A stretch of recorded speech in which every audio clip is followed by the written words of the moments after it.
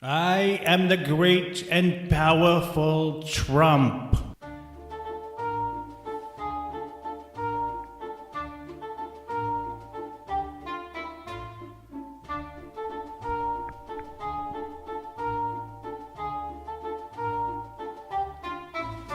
Hello, everybody. This is Dave Lawler, of course, talking about Trump.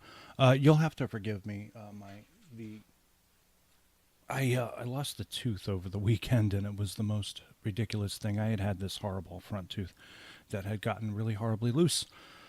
Horribly. Apparently, no one had informed me of the fact that when you quit smoking, your gums start to recede at a very alarming rate, and some loose teeth get even looser. So the teeth tend to fall out. And we were having some beautiful roast beef sandwiches and some Cobb salad and some crab bisque, I believe, watching Star Wars A New Hope like we do over the holidays. It's a marathon. It's kind of a holiday tradition. Watch all the movies in chronological order, which means the original trilogy followed by Rogue One, because Rogue One is the little meat inside that sandwich, as it were, and then after Rogue One, we move into the original trilogy that came out back in the 70s, early 80s, Star Wars, Empire Strikes Back, and Return of the Jedi, and then after that, Force Awakens, because we had just gotten that on Blu-ray, I think the previous year, something like that. And then, of course, we've got the Han Solo movie coming out in May, and that'll probably be out on Blu-ray by Christmas. And as will Last Jedi. It'll be an enormous thing where you have two Star Wars movies coming out just in time for Christmas, I would say. Actually, no. Last Jedi will probably be out on Blu-ray when the Han Solo movie drops. So the two of them will be there. So we're adding two movies next year to our marathon. Well, that'd be a lot of fun, especially with regard to my opinion on Last Jedi, which I guess we're going to talk about because I just sort of led into it. I had to anyway. But during the screening of A New Hope, I lost my tooth in my sandwich. And it finally came out. It was a relief because it was really kind of unbearable to eat with that incredibly loose tooth. So it came out, and I'm keeping it as a keepsake. I'm going to put a hole through it and put it in a necklace and put it around my neck. And I'll be like, I'll lie and say that this is the tooth of a man who pissed me off. I took it from him. Took it out of his mouth. Before I launch into this, I just want to say a topless protester was arrested trying to steal baby Jesus from the Vatican. What a world. What a world. I'm melting. The Wizard of Oz, or Wizard of Trump, the great and powerful. I'm pretty sure, Last Jedi is so bad, I'm going to blame Trump for it. We would have never had a Star Wars movie like that had Trump not been president. If Hillary had been president, whole other matter. Because part of the problem is social justice, isn't it? It seems to be. I mean, as we get into, we started with the hate, which is this is a terrible movie.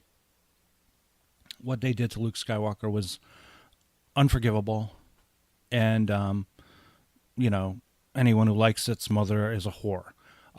Then we get into the more thoughtful stuff, which is this is kind of social justice warrior land run amok, where you've got all these people in positions of power who have no business being in positions of power. You've got chubby Asian mechanic chick Rose, who is, a 2 at best on a 10 scale. Her much hotter sister dies 10 minutes into the film. A very beautiful sister, Paige, I guess is her name. She dies sacrificing herself for Poe's crazy, wacky plan to destroy the Dreadnought. And Rose becomes the hero in a way, but it's ridiculous too because there's just too many diversions. There's no story there. It's just people going to places and doing things, and she frees a bunch of animals and rich people are arms dealers and they abuse animals for entertainment. Apparently, watching horse races or something like that. Never mind the fact that there's plenty of animal and creature torture in most Star Wars movies. Now we can't even have a Star Wars movie without Chewbacca being embarrassed because he's hungry and wants to eat what looks like a delicious Cornish hen, but is actually this creature, this very annoying creature called a porg that what I feel was shoehorned in there just to sell some toys, kind of like the Ewok plan, as it were. I have to talk a little bit about this. I did a special with David Anderson, a very thoughtful, dense explanation. My feelings about Last Jedi and Anderson's. And Anderson likes the movie. I don't understand it. I really don't get it. As a Star Wars fan, you'd have to be a little more than pissed off looking at it. And that leads me to my first question. Opinions are divided. Why? Why are they divided? I mean, it's this is not Star Wars. What we watched. It was not Star Wars. And it gets far worse than that, because then we start getting into personal territory where if you like the movie, you're going to be shouted down by the majority. The majority is pretty much the people who dislike the film. And I think the people who dislike the film are the hardcore Star Wars fans who believe in certain things. Let's have a story. That would be a good thing. Let's have our conflict. Let's set it up. We set up our characters. We have our primary conflict, and we have our character conflict. And then we work our way through a narrative with certain things, certain detours put in our path. And then we go to conflict and character resolution. And then we have our ending. And we didn't get any of that in this movie. This movie was like a bunch of hand-wringing.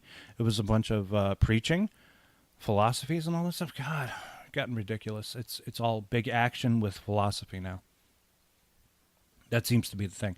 I blame Christopher Nolan for that one, for ruining Batman for me by making me feel bad. It's a Batman movie, and it made me feel bad. But so now there's this consensus, and I think Anderson was one of these people to point it out, and I don't know if I agree, and I kind of dislike the intention, which is to get a life or something. It's just a movie. That's horseshit.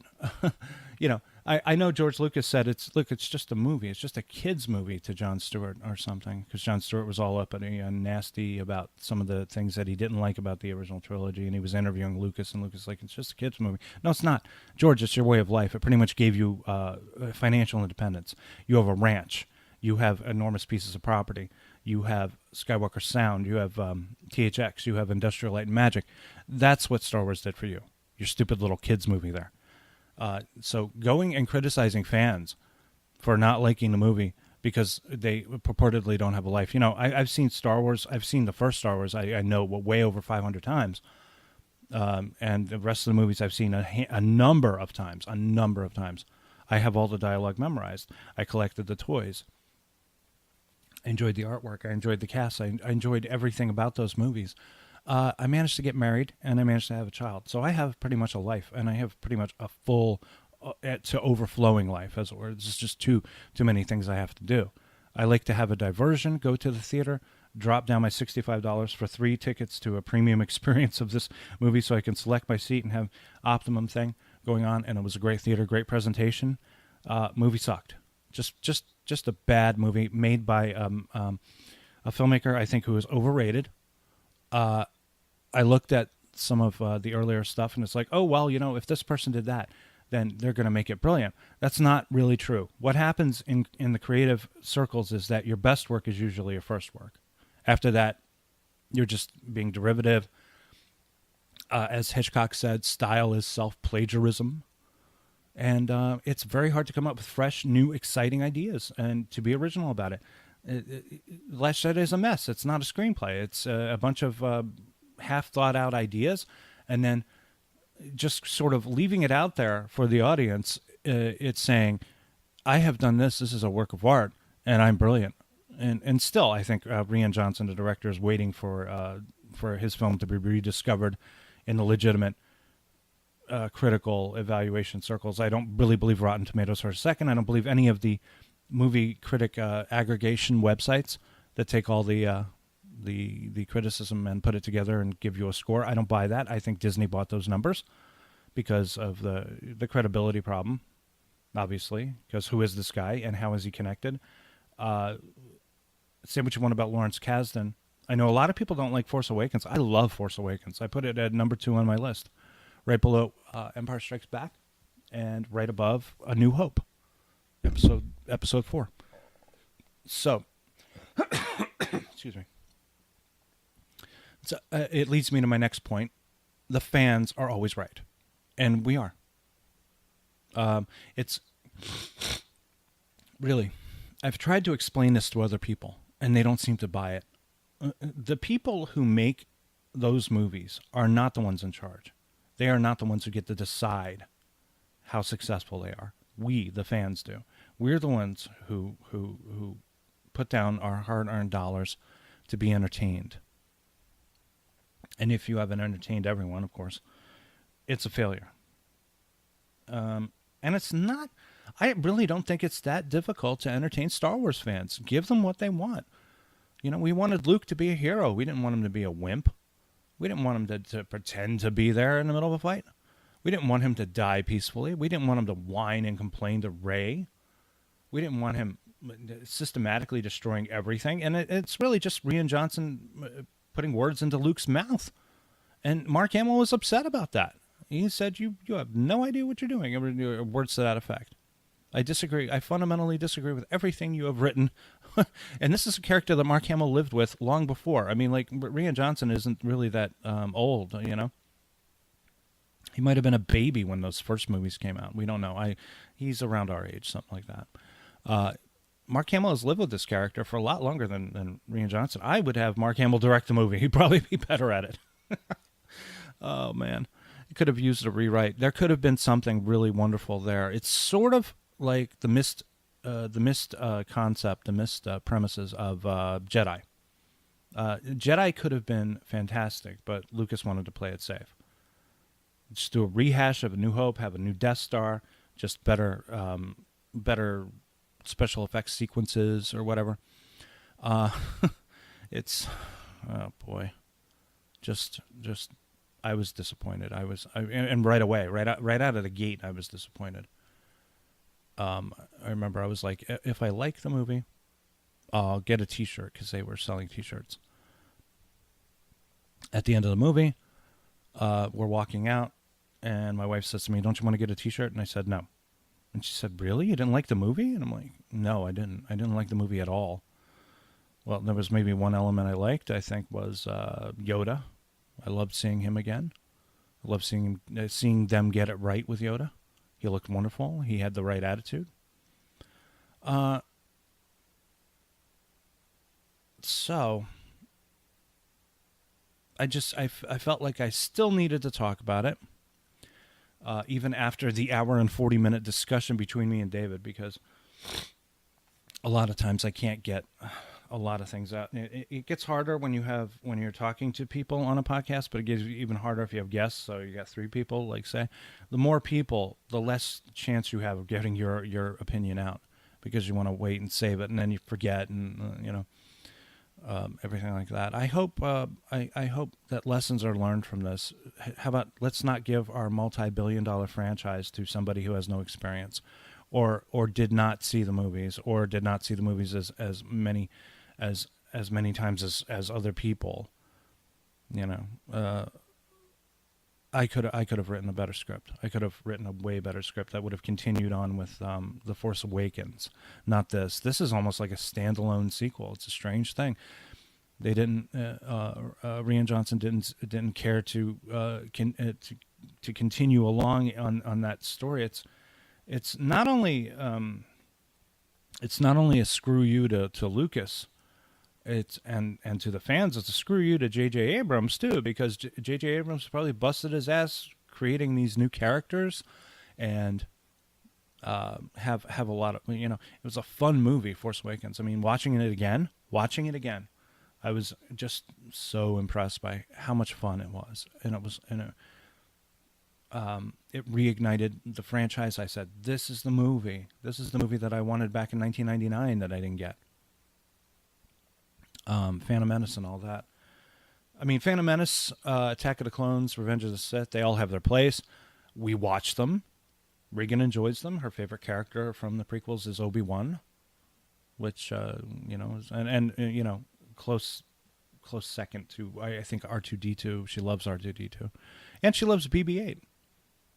So maybe when I said to David, maybe when she's 30, she'll rediscover these movies and say, "Wait a minute, Last Jedi did suck," because she did.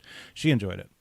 She did enjoy it. In fact, she was about to get under my skin today. We were walking home from the supermarket, and I said, I just want to go to the movies and see a good movie. I just want to see a good movie. All the money we're spending, right? And a lot of these movies are just terrible. I can't imagine. I mean, the best movie most recently after Force Awakens that I enjoyed, I guess, was Wonder Woman. But again, Wonder Woman's kind of meh. It's all mad. There's nothing that's challenging or stimulating because it's all so perfect and beautiful, and when you everything looks great. It looks great, but there's a lot of work there. It was a fair movie. Kong Skull Island, I was disappointed by. So imagine walking in for this premium experience and seeing The Last Jedi the way it played out. Everything was a waste. Everything. Well, I go back and listen to that episode. I'll put the link up at the end of the show. But it's a great episode. It really turned out well. So I'm going to get back to the get a life aspect of it. There is no Star Wars without the fans. Yeah, Lucas went and made the movie. He gambled everything he had. They were going to take it away from him. They were going over budget. They were doing things that had never been done before. It paid off. And it paid off because of us. We're the ones who lined up. We're the ones who spent the money. And we're the ones who gave Lucas his independence. And we're the ones who gave people like J.J. Abrams their independence. And I don't know what Rian Johnson, he directed, a couple of low-budget movies. And then he gets this. I I don't really understand.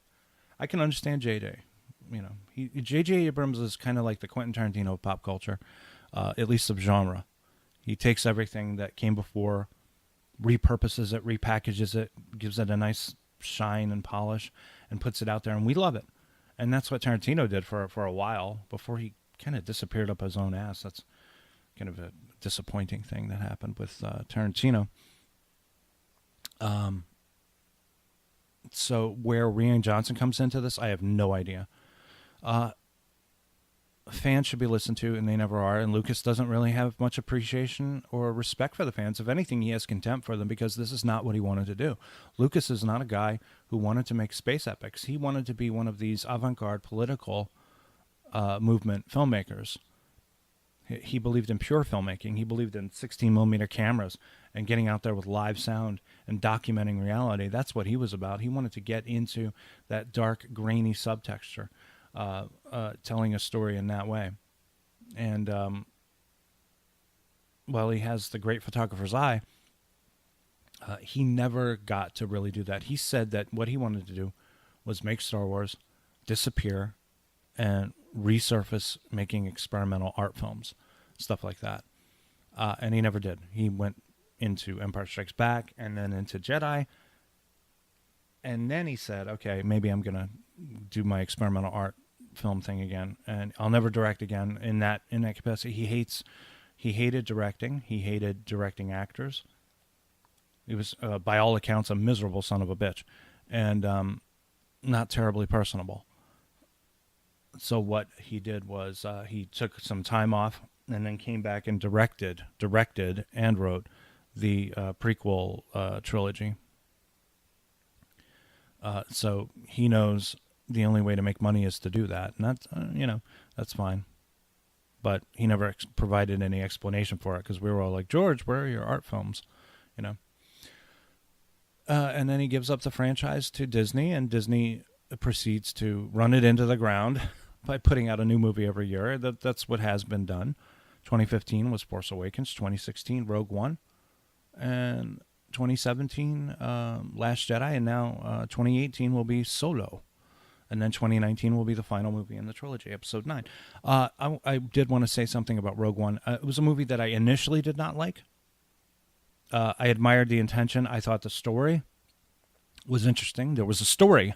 That was the good part of it. There was an actual story, which is great. I guess I didn't like the execution at first when I saw it, and the ending really left me wanting because it was just a fake Carrie Fisher there. Didn't like that much. We saw it again for the marathon. Plays a lot better. It plays a hell of a lot better. Way better. My God, I was watching it and I was really involved. It was gripping. It was wonderful and a great ending. A great ending with Jin and Cassian there. I didn't much care for fake Carrie Fisher, but I really love the idea of just hugging as the world is ending, as your world is ending. And the sacrifice and what people had to go through to get these plans to Princess Leia. Wonderful, wonderful movie. Much better than I originally gave it any consideration for. So the brave, bold choices of Rian Johnson. Yeah, it's brave. It's hella bold to have a movie that costs about, I don't know, $300 million and not have a story. The editing choices that were made that, I feel like if you take our youngest cat, Sushi, she's a little over a year old now, and you fed her a constant diet of angel dust, would edit the movie like that, in that fashion, where you have these slow moments, slow, and then fast, slow, fast, slow,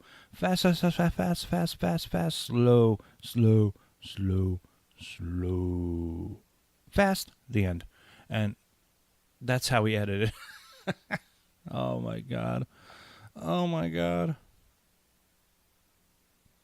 One thing I will say, I like the art direction. For some reason, in these last two movies that we have, Force Awakens and Last Jedi, the art direction has been stunning. There is this incredible, I just pick up on this immediately. There's incredible use of this blood red. It's a red, and and it occurs to me, I think, in the first three movies, and even up until maybe Sith, I would say. Maybe up until Sith, because Mustafar is red, orange, lava planet, hot. And it seems you never see the color red. Even blood as photographed isn't like that. It's like this kind of, it's a glowing blood red, if that's possible. You see it in the First Order's flag, and then you see it in Snoke's throne room. It's stunning. The color scheme of A New Hope is the color scheme of sand. Kind of reminds you of sand and dirt. The color scheme of Empire is blue and green. Blue for Hoth, green for Dagobah. Blue-green, kind of a combination there. And then you have like a forest green, of course, for Jedi because of the forest moon of Endor and the Ewoks and all that horse shit.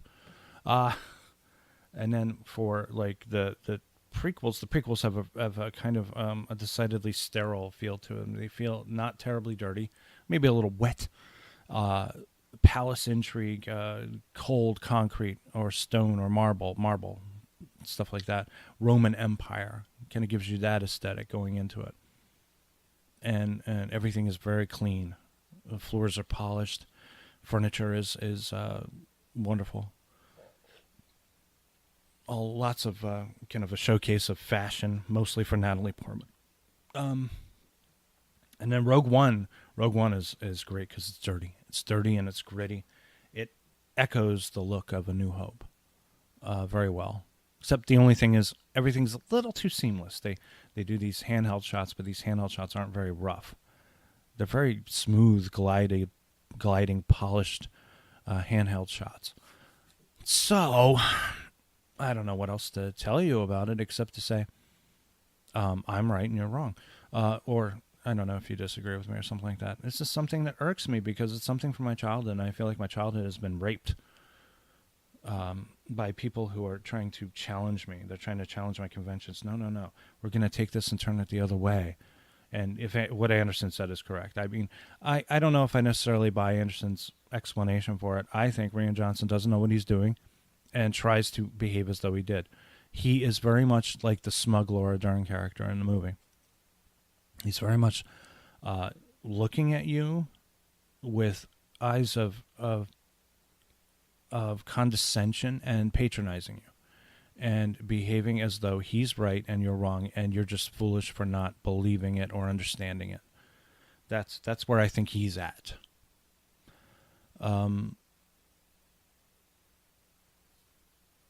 So what else? Okay, ruminations for episode 9. I want us to go back. Like I said, I want JJ's going to take the reins, obviously. So he'll produce a story with Lawrence Kasdan, hopefully. Lawrence Kasdan seems to be the only writer to grasp what Star Wars means.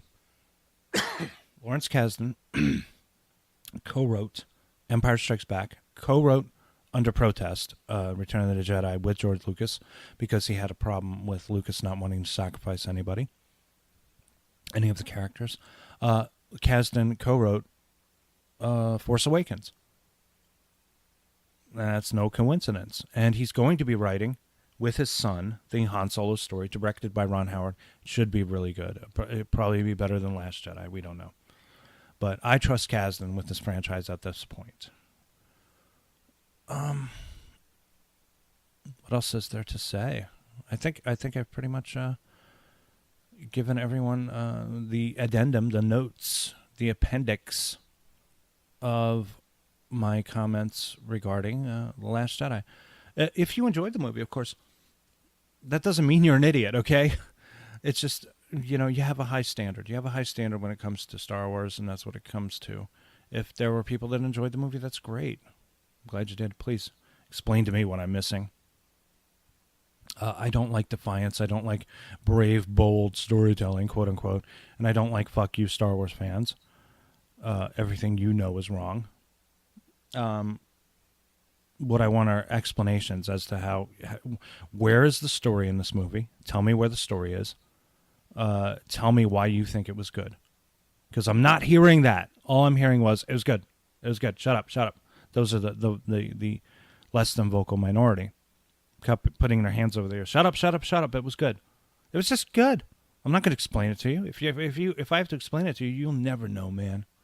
Which is just shut the fuck up if you're going to say that. Anyway, have a good night, and thanks for listening.